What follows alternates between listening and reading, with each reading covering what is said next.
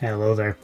Recently rewatching the Gene Roddenberry series, or Gene Roddenberry inspired series, Andromeda, I've developed a sort of unique appreciation of one of the races within that universe, the Neitzscheans, and wanted to have a bit of a discussion on what I observe was the sort of fate of that race, the point of their civilization within the context of that universe, and that would be the rise and fall of the Neitzschean state. So we're going to discuss the canonical sort of existence of the Neitzscheans, but also what I think they were going for with the Neitzscheans and the tragedy that is the Neitzscheans. Now, before we get started, please like, share, subscribe, comment down below, hit the bell notification icon if you do enjoy this episode and the other ones in this series.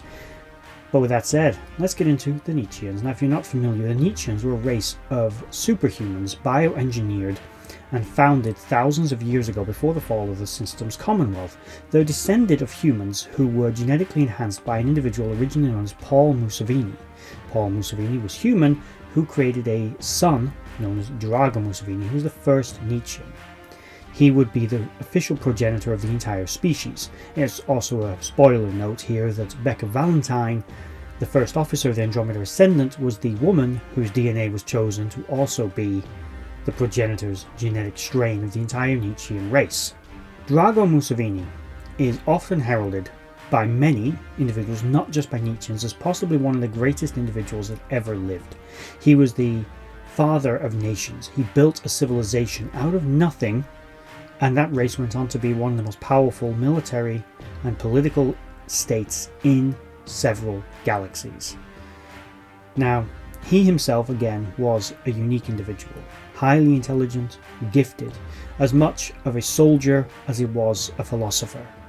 The Nietzschean culture is heavily based on the works of Friedrich Nietzsche and the concept of the Übermensch, although it was often noted that Neitzscheans didn't like to be referred to as the Übermensch. When first re-encountered, Neitzscheans have a culture which is very alien to normal, unaltered humans, so much so that a human would even note that Neitzscheans are so alien to humans that they might as well as be a completely different race.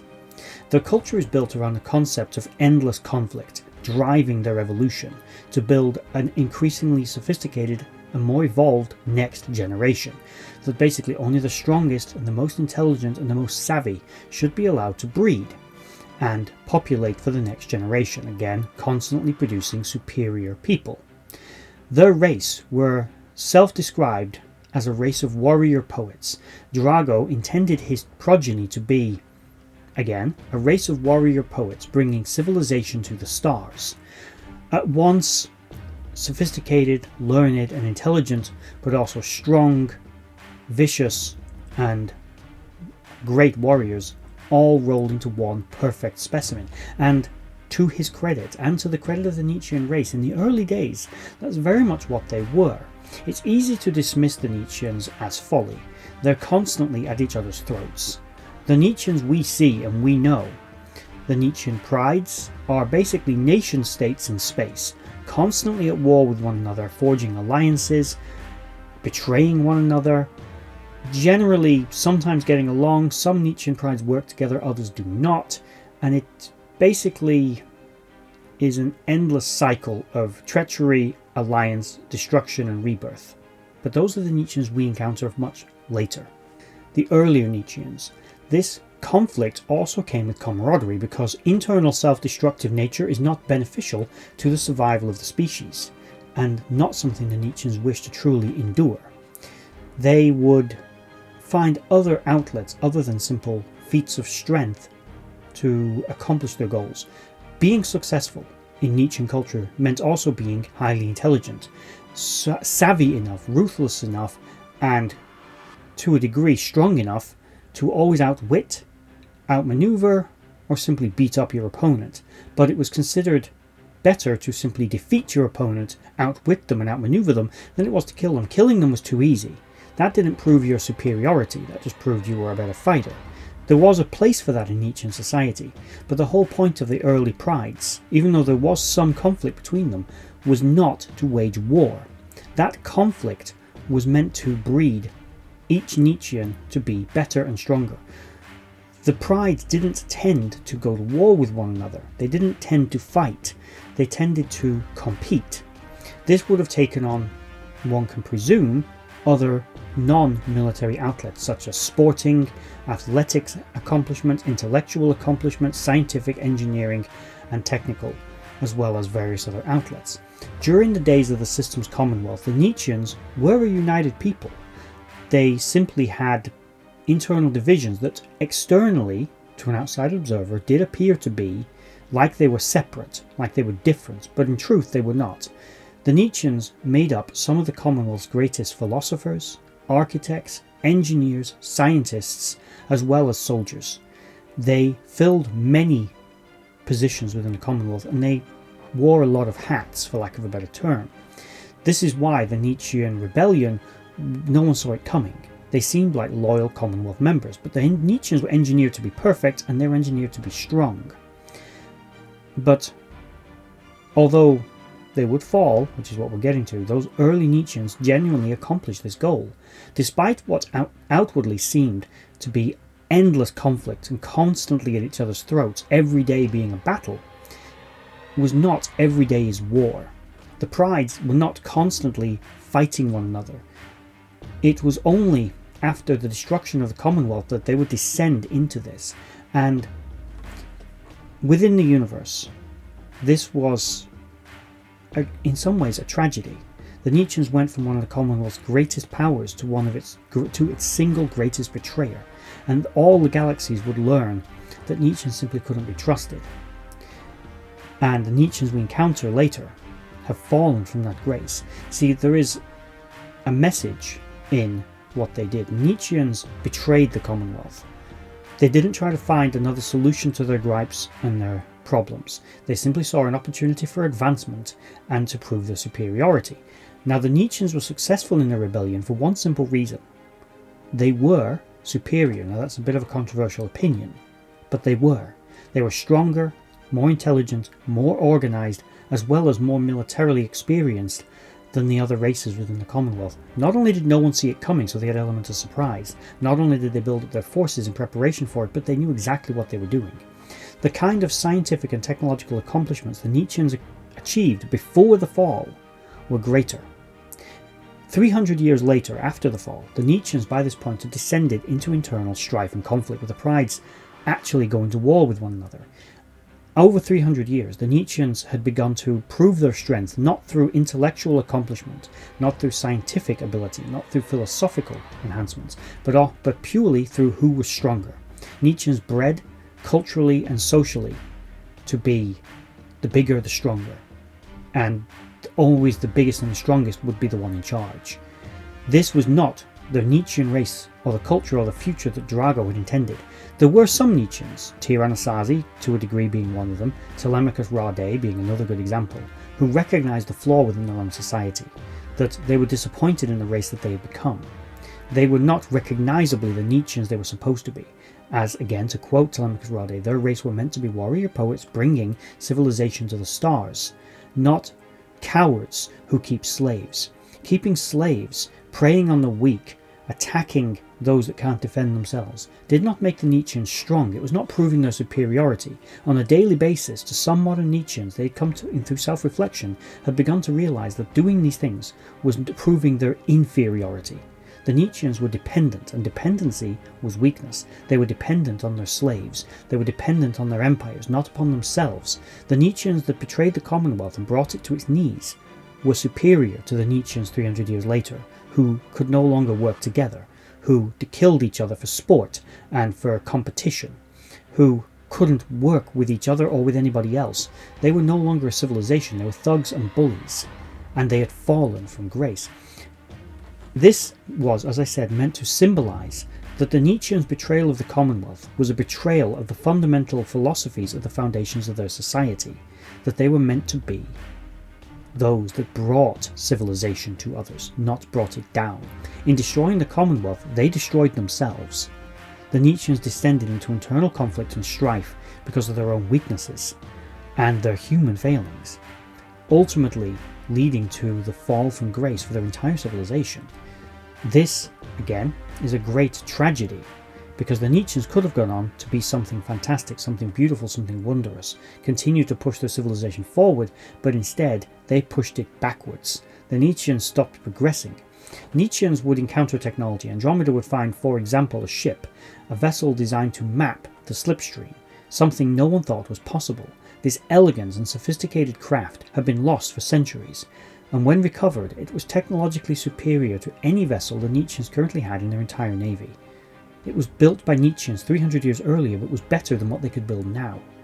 The Neitzscheans who saw it sat there in awe that their people had created something so beautiful, so perfect.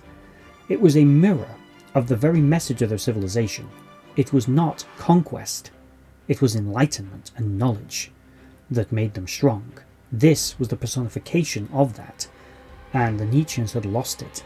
But it was at this moment many of them began to realize what they had lost they could reclaim. But regrettably, the internal divisions within their society were going to make this very difficult. Now, coming back out of the universe for a moment, I think that Andromeda was trying to say a message with the Neitzscheans, that yes, they were technically superior in that regard, but that arrogance made them think they were superior to everything in every way, and that they could out-survive everybody, and no one could ever defeat them, and they were better than everyone. And in thinking that, they sowed the seeds of their own destruction because they didn't see their own flaws. They stopped their self-reflection, they turned on one another, and those divisions, that weakness, which had been a balance before, now became imbalanced, without anything to temper it, without anything to focus it, and it destroyed them. I think Andromeda was trying to give this message. In the early episodes you can see it. The Neitzscheans that rebelled against the Commonwealth were super organised, very advanced and very powerful. But the Neitzscheans that existed 300 years later when the Andromeda re-emerged were disorganised, chaotic, weak, dependent, savage, brutal and barbaric. A shadow of their former selves, not the race that had single-handedly brought the greatest civilization in history to its knees. Now they were just thugs and bullies and pirates and slavers. And that message was somewhat lost, I feel, as the series progressed. One of the great shames of Andromeda is the writing in the earlier seasons portrayed the Neitzscheans in this light. It showed them as at one point being great, and it showed that they had fallen. But there was still a glimmer. Tyr, who was something of an anti-hero, in those early episodes, he would have his own agenda, but there were points sometimes he would win. Sometimes he'd go up against Captain Hunt and he would be victorious. He would achieve his goals. Now his goals and Dylan's goals were believed to be somewhat similar. They just wanted different trajectories to how they believe they should reach it.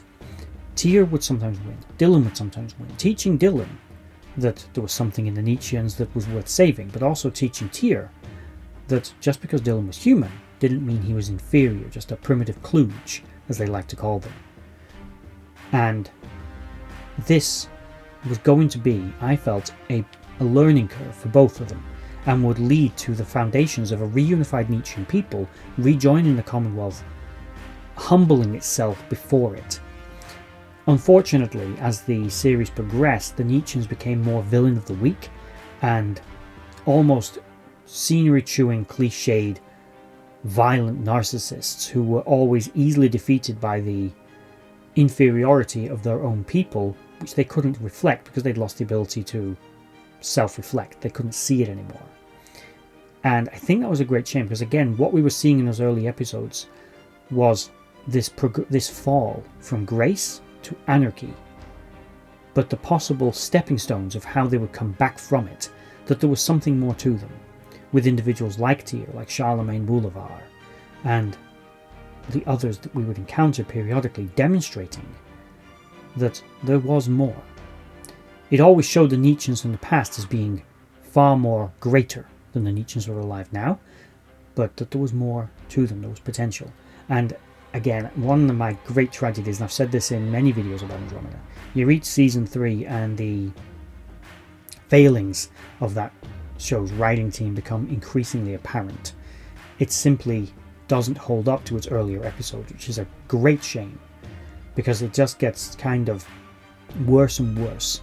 You see, one of the reasons that Keith Hamilton Cobb left the show, as I understand it, allegedly, was because his character was being underutilized. He'd become less an anti-hero, more just a sidekick. His stories were less interesting. He'd become less competitive, and he was always losing. Everybody loses to Dylan Hunt by the later seasons. Dylan Hunt literally becomes a god, pretty much, by the end of season 5. He's undefeatable, and he's a Mary Sue of a character by the end, which is a great shame, because who he was at the beginning, yes, he was a powerful, strong-willed, intelligent individual with a mission. And I loved the first 2 seasons, and somewhat of the third. It is a great show. 4th season, 5th season, you get sporadic good episodes, usually good when it's not necessarily all centered around Dylan Hunt and how great he is. Now, that's not to say the show isn't still good, but it certainly lost some of its flavor. And for me, one of the greatest falls as well out of Universe was the fall of the storyline of the Neitzscheans. It was almost abandoned.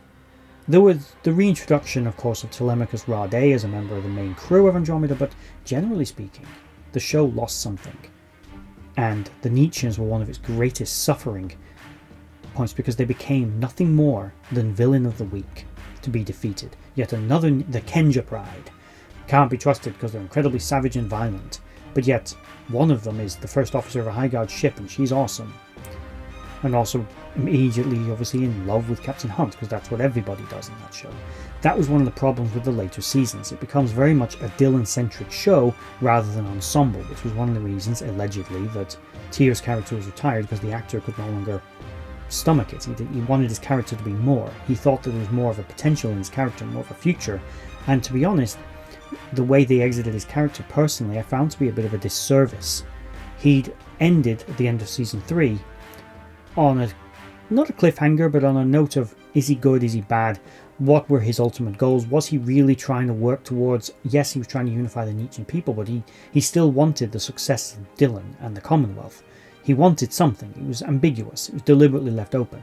But then when they return him for a 2-parter to sort of retire the character in season 4, the character's done a disservice and just becomes another generic Neitzschean villain, which is, again, a shame for such a fantastically written character.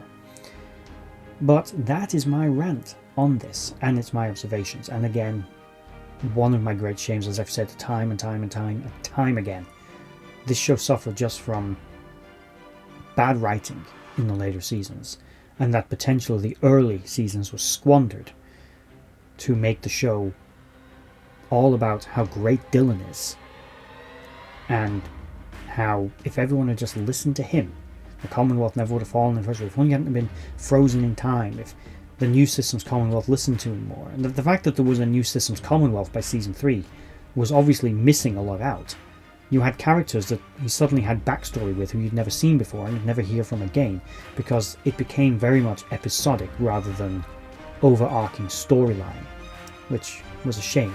And one of the greatest losses to it, as I've said in this video, was the arc the Neitzscheans were going on. From up high to down low, to bringing themselves back out of the muck and the darkness that they too had fallen into, the darkness they had created. They created the pit and they also had to live in it, was basically what the message was. You can't throw evil out into the universe and expect the universe not to throw evil and darkness back at you. And I think that was the message they were going for, which somewhat got lost in translation in the later seasons. Not completely, but it wasn't done with the same finesse. But what does everyone think? Let me know in the comments below. This video ended up a lot longer than I was anticipating. I did intend for it to be half this length. I think I rambled a little bit, but all the same, let me know in the comments below. If you made it all the way to the end of the video, I thank you for watching. I hope you enjoyed it, and if you did, please like, share, subscribe, check out the other videos in this playlist and the others in the various other playlists on this channel. And with that said, we're at the end of this episode, and bye-bye.